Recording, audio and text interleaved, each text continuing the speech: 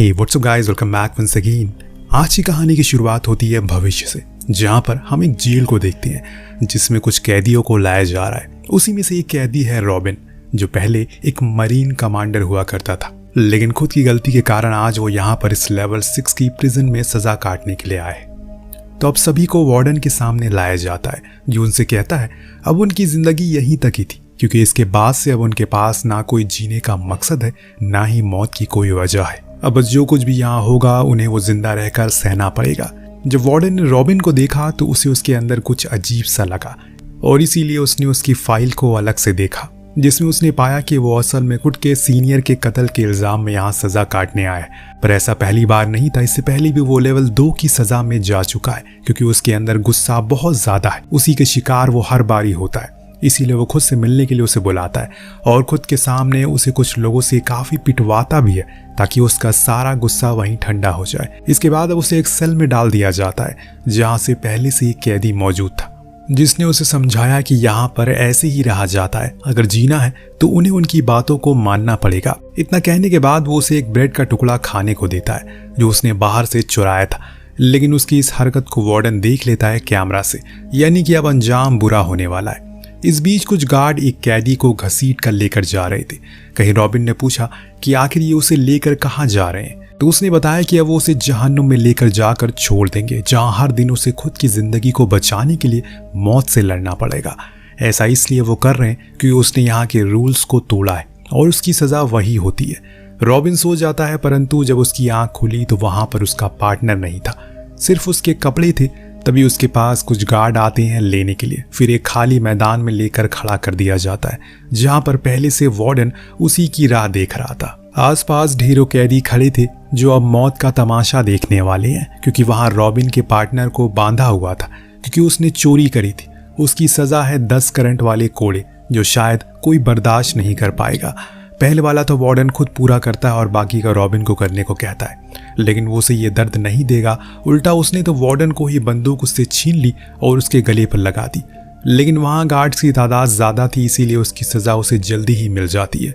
Next scene में हम देखते हैं कि वो चॉपर में है, क्योंकि उसे भी वहीं ले जाया जा रहा है जहां जाने से पहले हर कैदी अपना दम तोड़ देता है, क्योंकि उस जगह पर जानवरों से नहीं बल्कि इंसानों से डर का खौफ है, जिन्हें आउटसाइडर के नाम से जाना जाता है। उन लोगों की प्रजाति अलग किस्म की है, जिसमें वो सिर्फ जानवरों को नहीं बल्कि इंसानों को भी मार कर या फिर कच्चा खा जाते हैं। ये एक छोटा सा टापू है जहां से भागना तो नामुमकिन है, क्योंकि ये चारों तरफ से पानी से घिरा है, जिसका मतलब साफ है अगर आए हो तो तोहफे में मिलेगी मौत। अब यहाँ रॉबिन को फेंक कर गार्ड चले गए, जिसके बाद शुरू हुई उसकी जिंदगी की जंग। कुछ देर वो यहाँ पर बैठा था, तभी उसे एहसास होने लगा कि शायद कोई है जो उसे पेड़ के पीछे से छुप कर देख रहा है। इसीलिए उसने फौरन भागने का निर्णय लिया, लेकिन ज्यादा दूर भाग नहीं सका, क्योंकि जो लोग उसके पीछे पड़े हैं वो असल में यहीं के रहने वाले हैं, जिनके बारे में मैंने पहले भी बताया था। आउटसाइडर जिनके कब्जे में अब रॉबिन आ चुका है, वो सभी उसे खुशी खुशी अपने कबीले की ओर ले जाने लगे, क्योंकि आज उनके रात के खाने का इंतजाम जो बनने वाला है। सभी उसके कपड़े फाड़ने लगते हैं, परंतु तभी वहां का सरदार आकर उन्हें ऐसा करने से रोकता है। कहता है कि अभी इसका इम्तिहान होगा, क्योंकि यहाँ सिर्फ कमजोरों को मारा जाता है। मैरिक ने रॉबिन को मौका दिया खुद की बहादुरी को साबित करने का। एक खूंखार आदमी उसके सामने खड़ा कर दिया, दोनों के हाथों में हथियार था, और अंत में मौत जिसने जिसको पहले मार डाला वो जीत जाएगा। पर रॉबिन को देखकर लग रहा है कि उसके लिए यह मामूली सा काम है। जिस चीज का नमूना उसे कुछ देर के अंदर दे भी दिया, उसने उस शैतान को मार डाला, पानी में गिरा दिया, जो देख मैरिक बहुत खुश हुआ। उसके पास आके उसे बधाई देने लगा, लेकिन इसी चीज का वो फायदा उठा लेता और उसी की बंदूक छीन कर उस पर तान दिया। लेकिन बाद में उसे पता चला ये बंदूक नहीं, ये तो सिर्फ एक खिलौना है। तो यहाँ से अब शुरू हुई भागम भाग। रॉबिन आगे आगे भाग रहा है और पीछे पीछे ये आउटसाइडर। दरअसल ये लोग कोई आदिवासी या फिर यहाँ पर पैदा नहीं हुए, बल्कि इन्हें भी कुछ रॉबिन की तरह ही यहाँ पर सालों पहले लाकर छोड़ दिया गया, और तब से वो खुद की जिंदगी के साथ हर दिन लड़ रहे हैं ताकि खुद को जिंदा रख सके। हर साल न जाने कितने लोगों को यहाँ पर लाकर ऐसे ही मरने के लिए छोड़ दिया जाता है, जिससे धीरे धीरे करके इनकी तादाद बढ़ती गई और भूख के कारण ये किसी जानवर के रूप में बदल गए। रॉबिन अभी भी बस भागे जा रहा है, लेकिन बीच बीच में उसने कुछ को मार भी गिराया है। जैसे कि जब उसने एक आउटसाइडर को मारा तो उसके बाद उसके हथियार छीन लिए, जो उसे काफी काम आएंगे। लेकिन आगे जाने पर रॉबिन ने एक ट्रैप को एक्टिव कर दिया। हालांकि उससे तो वो बच गया, पर पीछे आने वाले आउटसाइडर मारे गए। सिलसिला ऐसे ही न जाने कितने समय चलता रहा, लेकिन एक खाई ने इसे वहीं रोक लिया। मैरिक और उसके लोगों को पता चल चुका है इसके आगे कुछ नहीं है, इसीलिए वो उस पर कई बार जहरीले टार्ट से हमला करते हैं, पर रॉबिन अपनी मौत की परवाह किए बिना वहां से नीचे कूद गया। किस्मत अच्छी थी, इतनी ऊपर से गिरने के बाद भी पानी के कारण उसकी जान नहीं गई। उल्टा उसे एक दूसरी टुकड़ी मिली जिन्हें इनसाइडर कहते हैं। उन्होंने उसे उठाया, अपने कबीले में लाकर मरहम पट्टी करी और उसे यहाँ के माहौल उन लोगों से एकदम अलग थे। रॉबिन ने देखा कि यहाँ के कैदियों ने अपना एक शहर ही बना रखा है जिसमें हर कोई बराबर है, हर कोई अपने काम में व्यस्त है, किसी को किसी दूसरे से खतरा नहीं है। ऐसे ही घूमते घूमते वो एक बंद कमरे के पास जाने लगा। तभी डाइस नाम का शख्स आकर उसे रोकता है और कहा यहाँ कोई नहीं जाता। इस बीच वहां का लीडर ने उसे बुलाया, कहा कि वो पहला है जो कि आउटसाइडर से बचकर यहाँ आया है, वरना हर कोई वहां पर मारा जाता है। इसीलिए मैं चाहता हूं कि तुम हमारे साथ शामिल हो जाओ। लेकिन रॉबिन का सिर्फ एक ही मकसद है और वो ये है कि उसे जितनी जल्दी हो सके यहाँ से निकलना है। ये सुनकर वो सभी हंसने लगते हैं क्योंकि ये काम नामुमकिन है। डाइस उसे वॉच टावर पर लेकर जाता है जहां उसने उसे काफी कुछ बताया। देखो गौर से, दूर दूर तक सिर्फ और सिर्फ पानी है, लेकिन उससे भी ज्यादा भयंकर है खूंखार जानवर। अगर वो उनसे बच भी गया तो आउटसाइडर जो तुम्हें कच्चा खा जाएंगे, इसीलिए बेहतर है हमारे साथ ही रहो। इस पूरे टापू पर गुप्त कैमरा भी लगे हुए हैं जिसने वार्डन और उसके लोग नजर रखते हैं। उन्हें पता चल गया कि रॉबिन इनसाइडर के पास पहुंच चुका है, जो सुन वार्डन भी हैरान था क्योंकि ये पहली बार हुआ था। अब इसके बाद वो टॉम के पास गया जो वहां के घायल लोगों का इलाज करता है। उसने उसे समझाया यहाँ पर तुम्हें दवाइयाँ वगैरह नहीं मिलेंगी, इसीलिए तुम्हें खुद का ख्याल रखना पड़ेगा, वरना तुम्हारे घाव में इन्फेक्शन हो सकता है। इसके बाद वो वापस बाहर आ गया जहाँ उसकी मुलाकात उसकी ट्रेसी नाम की लड़की से हुई जो उसकी बड़ी ही देर से पीछा कर रहा था। वजह पूछने पर उसने बताया कि असल में वो ये देखना चाहता है कि वो शख्स कैसा दिखता है जिसने मैरिक जैसे हैवान को हरा दिया। लेकिन रॉबिन उसकी बात को इग्नोर करके अपने काम पर लग गया।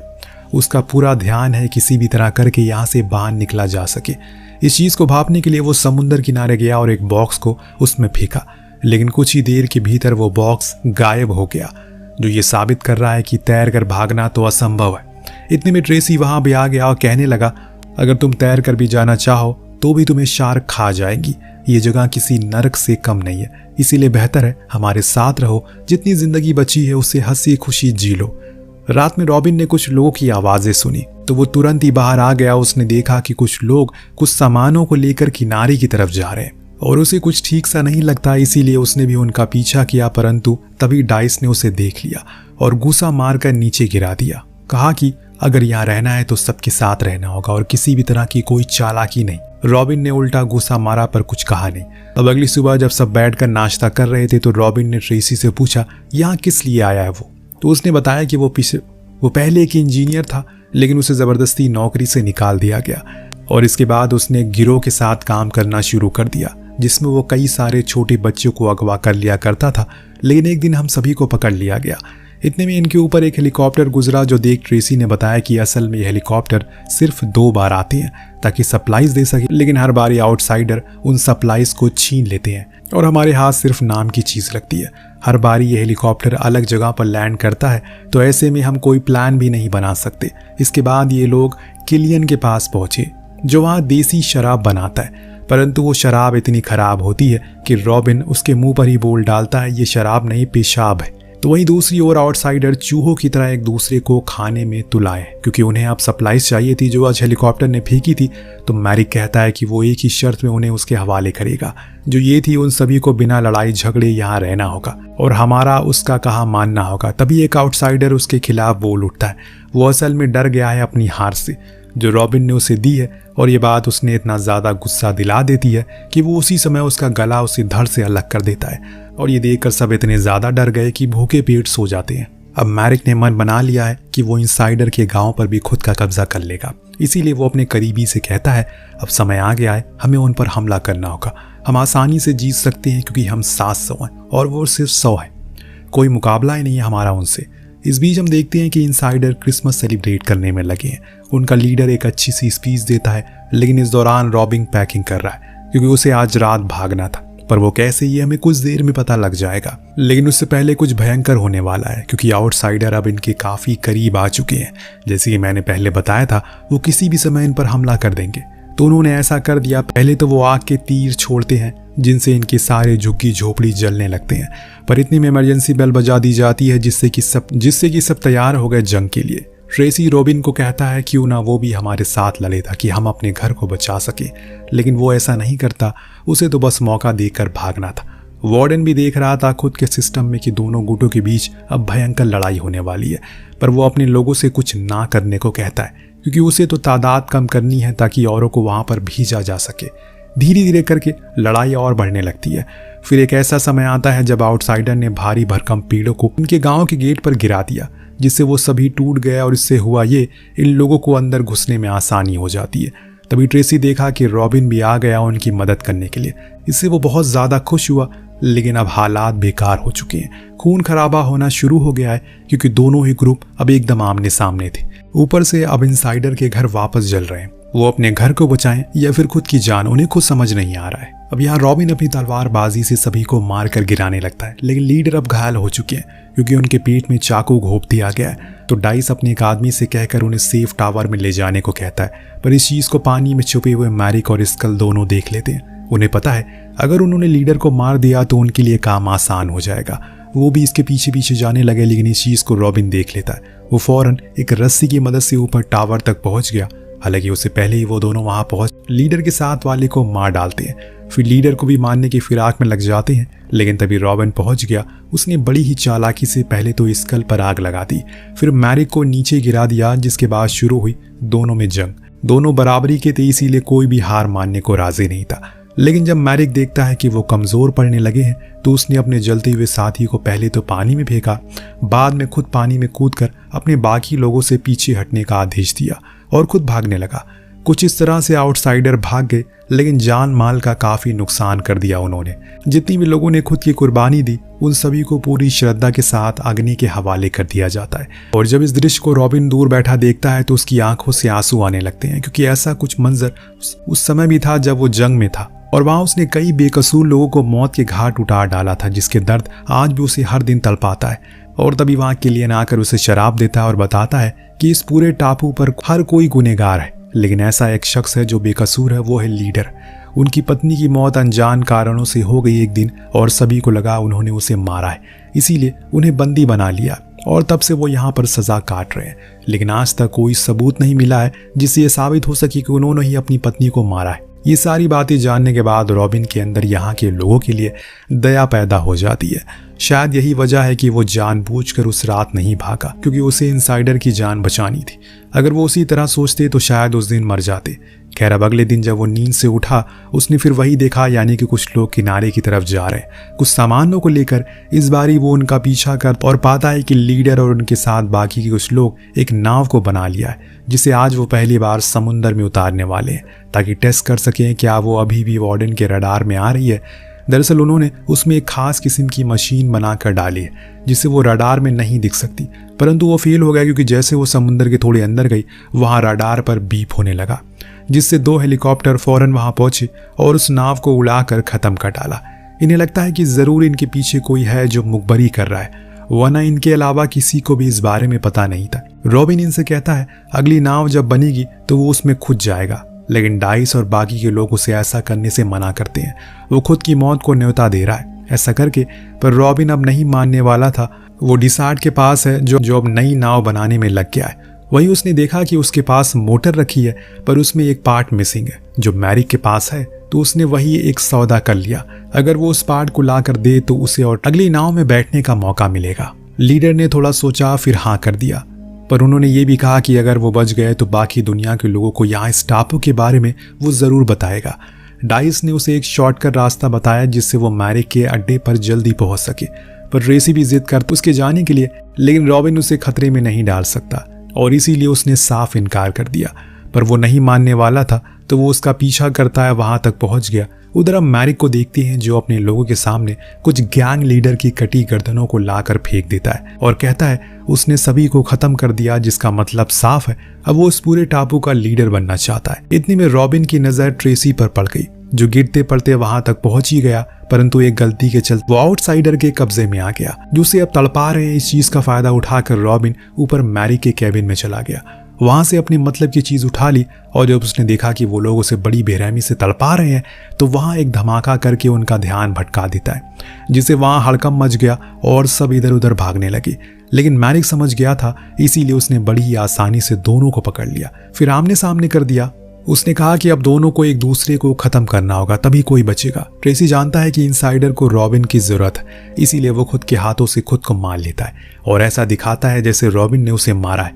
उसकी मौत से रॉबिन बुरी तरह टूट गया, लेकिन अब तो आउटसाइडर भी उसे नहीं छोड़ने वाले। लेकिन सही समय पर एक इनसाइडर का जासूस आकर उसे आजाद करता है। कहता है कि वो लीडर को जाकर बताया कि दोबारा हमला होने वाला है। सुबह हुई तो रॉबिन फौरन डिसार्ड के पास पहुंचा और उसे वो पार्ट देकर कहा, जल्दी काम करो, हमारे पास समय बहुत कम है। यही बात औरों को भी बताता है और सुझाव देता है कि हमें जल्दी से गांव को खाली कर देना चाहिए।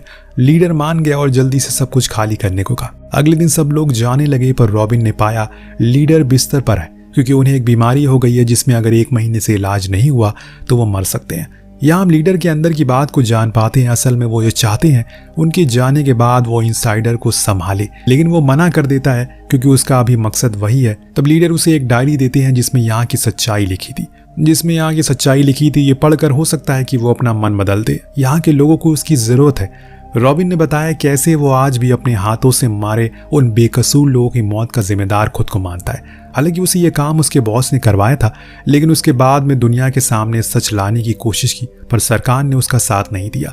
इसीलिए गुस्से में आकर उसने अपने कमांडर को ही मार डाला, जिसकी सजा अब उसे मिल रही है।